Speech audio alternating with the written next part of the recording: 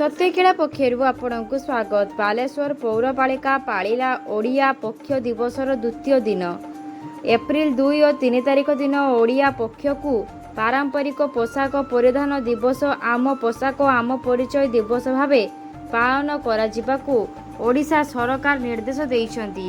एथि निमंते पौरपालिकार समस्त कर्मचारी वृंद ओडिशार पारंपरिक पोशाक परिधान करथिले। एही अवसर रे बालेश्वर पौरपालिका पक्षरु टाउन हॉल ठारे एक जग सचेतनता शिविर आयोजन करा जायथिला। पौराध्यक्षा श्रीमती सविता साहू एवं कार्यनिर्वाही अधिकारिणी श्रीमती निर्लिप्ता महांती समेत पौरपालिकार समस्त कर्मचारी स्वयं सहायिका गोष्ठीर महिला और परिमल कर्मी मानंकु जगगुरु श्री गौरांग चंद्र बिंदाणी जग शिखाइबा सहित जगर उपकारिता विषय रे अवगत कराइथिले। परे परे एक साधारण सभार आयोजन करा जायथिला। एथिरे मुख्य अतिथि भावे माननीय सदर विधायक मानस कुमार दत्त जग देइथिले।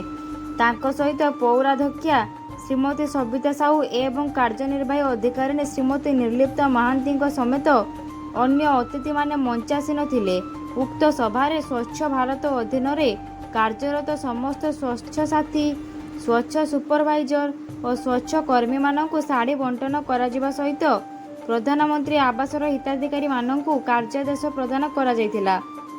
एहा परे विद्युत मार्गर नवनिर्मित पेभर कॉरिडोर उन्मोचन मध्य करा जायथिला।